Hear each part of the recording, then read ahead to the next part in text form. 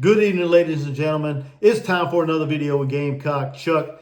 Hey, please consider hitting that subscribe button if you're a Gamecock fan. I don't know what the hell you're waiting on. Also, if you are liking this kind of content, if you like Gamecock stuff, Gamecock related content, hit that like button, okay? It pushes it out to the YouTube algorithm, gets more people watching this channel, gets more people tuned in. All this stuff is greatly appreciated. You know, hit the notification bell as well, share, do all that stuff, okay? Get in the comments. I want to know your thoughts, your opinions on this video, on this channel, whatever the case may be. I appreciate you guys so much. Everybody's subscribed lately. Everybody's watched my videos, tuned into my live shows like we had last night. One of the best ones I've had in a little while. So appreciate everybody for stopping by, hanging out last night. Let's go ahead and dive into this video. We're going to talk a little Gamecock recruiting. As you see in the title of this video, you know, can the Gamecocks sneak into the top 10 in recruiting for the class of 2026? I think they have a really good and realistic shot of doing that. Now, we got some things that needs to fall into place, of course, for South Carolina to get there. It all started yesterday. Well, I ain't say it all started, but we inched closer yesterday on Friday. 4-star running back Amari Thomas, a young man from down there, Marianna, Florida. He was once a Florida State commitment, and he decommitted about 2 or 3 weeks ago. And there's a lot of chatter, a lot of buzz that South Carolina, Coach Blackwell was in the mix to land this young man. Everybody was saying he was coming to South Carolina, and that came to fruition yesterday as he committed to the Gamecocks. And excited for that young man. When you put on his highlights, his tapes, you see why Coach Blackwell, why Coach Beamer and the staff like this young man. He's a shifty, dynamic, explosive speedster, great vision, great balance, all the characteristics to be a great running back. He's got a lot of potential to become a great running back in the SEC once he gets through at least a year of strength and conditioning with Luke Day. He's going to be a solid back. He stands about 5'11", 195 pounds. So honestly, I'd like to see him put on another 10, 15 pounds of muscle. You don't want to get too much, but you want to have enough on him that he can, feel comfortable toting that weight. So maybe possibly another 10 pounds or so of muscle, lean muscle, and he will fill out great and be a great running back in the SEC. I think so. Now, we really can't, tell what these guys are going to do down the road, but you kind of have some hopes and a vision that he will. So that's where I am with him. But yeah, like I said, we inched closer yesterday with that commitment. South Carolina moved up to 19th in the 247 recruiting rankings with 15 commits. We got 10 4-stars, 5 3-stars. Sorry about that. I had to take a drink. But we still got more to come, though. We still got more to come. August 22nd. That is a big day. That is a big day for the Gamecocks, or potentially could be a big day for the Gamecocks, as 5-star interior offensive lineman Darius Gray, he makes his verbal commitment live on, I think it's CBS Sports YouTube channel or something like that. It'll be at 7 o'clock that night. As long as I'm available right before we go live for our 8 o'clock show, I may come on early and do a live and just see where he commits. The young man is sought after by everybody. Let's be honest. He's a 5-star, one of the best, or the best. I'd say he's the best interior offensive lineman on the board for the class of 2026. I can't remember what his ranking is. He might be the number 1 player as far as the offensive line goes, but I'm not 100% sure. I should have looked that up before I come on and did this. But either way, the young man is sought after, like I said, by everybody. He is down to South Carolina, Clemson, LSU, Tennessee, and Ohio State. Now, a lot of people seem to think it's a 2-horse race in this recruitment. I'm not so sure, because, there's some big hitters there. There's some big hitters there with Ohio State, Tennessee, Clemson, LSU, South Carolina. There's some big hitters there that we in the mix with for this guy. But everybody seems to think that it's a 2-horse race, and that is South Carolina and LSU.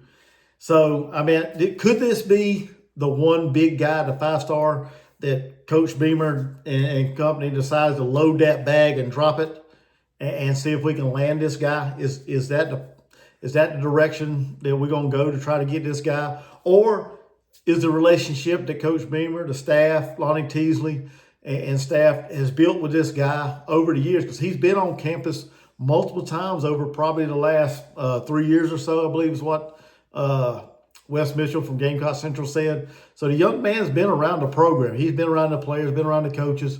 Is that enough to get this guy to Columbia instead of the big bag? Because, I mean, the teams I named off, they can load a bag heavy. And I'm not sure if we want to get into a big bidding war with some of these teams. So could it be the culture? Could it be the relationship that he's built with the coaching staff, with the players on the roster? We shall see. But his commitment is August 22nd. And I'm up in there, honestly, about where I think this guy's going to go. It just depends on, like I said, if it's more of a family vibe, a culture, a relationship standard, I feel good about South Carolina. I really do. I feel really good about their chances. If it's about how much money somebody can give him, I'm not sure. I'm not sure if South Carolina's going to win out in this race.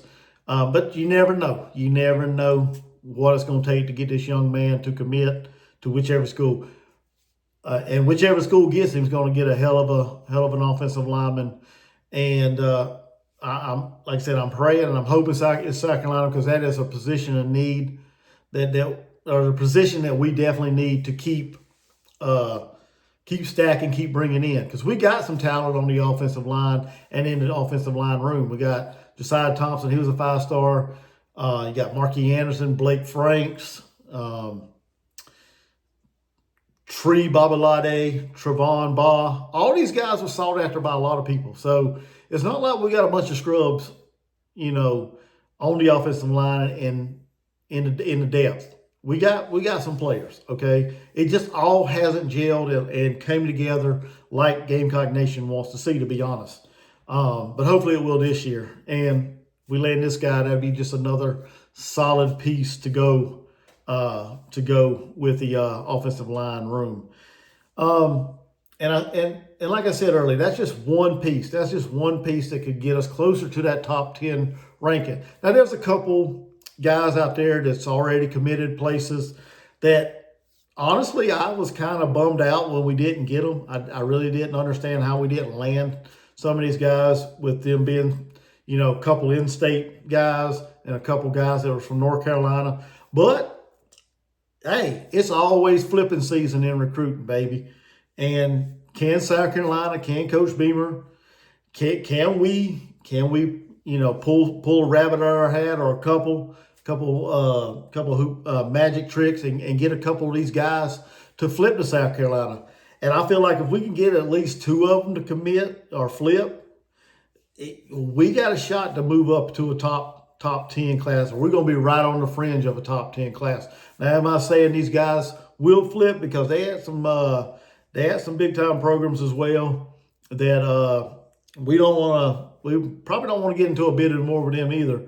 But some of these guys, like I said, they're local, and they could flip. You never know. You can never. I always say, never count these recruits as guaranteed to show up on your campus until they show up and start working. You cannot count out people flipping and changing their minds, because these are young men, 17, 18-year-old young men still in high school. They just soaking in everything, or trying to, and some of it may have overwhelmed them and maybe have made a rash decision, a quick decision, and chose who they chose. But I said all that to say, keep an eye out. Keep an eye out for these guys. These guys that I'm not predicting they're gonna flip, but you never, like I said, you never know. And I'm talking about 4-star safety Tamarian Watkins, right there out of Rock Hill, South Carolina, Northwestern High School. He committed to Texas A&M. I was bummed out we lost him, of course, because he's, like I said, he's a South Carolina guy. And I thought South Carolina was in good shape for this young man, but that I'm not sure if the bag won out on this or not, but we may never know. But that's my gut feeling on this, because I thought he was pretty solid with South Carolina. But you know, like I said, you never know. Another guy, 4-star cornerback, Samari Smoke Matthews out of the Charlotte area, Huff. I think it's Huff High School or Howell High School, however you say that. Right there in North Carolina. He's committed to Texas. Can we pull him away from Texas? Can we pull him away from Texas, get him to flip? We still got some time. We see 4-star defensive tackle, P.J. Dean. Now, this is one I don't really have much confidence in flipping him, but like I said, you never can tell. He's committed to Georgia. He's from the Clemens, North Carolina, Wake Forest, or Winston-Salem area of North Carolina.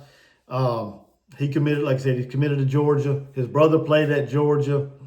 So I don't feel as confident about him flipping, but you never know. You never know. He had a pretty solid relationship with the coaching staff as well. So who knows? Like I said, you never can tell. And then another one, 4-star edge, Julian Walker. He committed to Michigan. He's from Irmo, South Carolina, Dutch Fork High School. His dad, I believe, is on the strength and conditioning program or strength staff or something. He's part of the staff at South Carolina, and he decided to go elsewhere to get away and, you know, do his own thing. And there's nothing wrong with that. There's nothing wrong with that. But like I said, you got these 4 guys to watch. You got Darius Gray. His commitment's coming up August 22nd, 7 o'clock. And like I said, we got Thomas yesterday, Amari Thomas, the running back, the explosive running back from Florida. But if we can get a couple of these guys to flip, man, we're right there. We are right there where we want to be as far as being right there at the top 10 level. Now, there's still other guys that's going to commit to other schools, so I'm just basing this off of what I think. I'm not a guru when it comes to recruiting and numbers, but I feel like that can get us right there at the top 10 level when it comes to the class of 2026.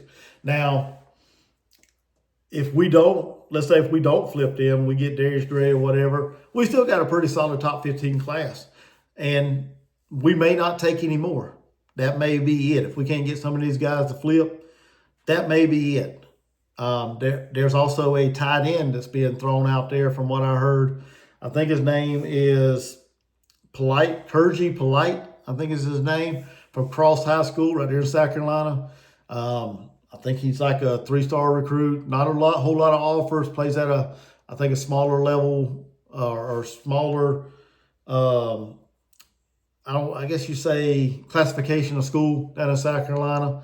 So not a lot of people are on him. South Carolina offered him, so that may be our next commitment. Who knows? But I mean, I think he's a 3-star tight end. Always use some depth there. So, like I said, if we can't get some of these guys to flip, I think this might be it. We might take a light class this year and possibly backfill it with some with the transfer portal, load up on, you know, where we might need some more depth, you know, to the team. So, but y'all get in the comments, let me know. Y'all think first of all, y'all think Darius Gray is gonna commit to South Carolina? 1. 2, do you think we have an opportunity to flip any of these guys? And if so, which ones? And then 3, do you guys think this is going to be, or do you guys feel like this could be a top 10 recruiting class with them additions? So y'all let me know what y'all think. Be sure to hit that subscribe button to help this channel grow.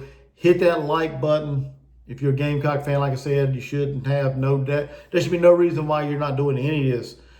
Hit that like button, push it out to more people to view, hit the notifications, get in the comments, like I said, do all them things.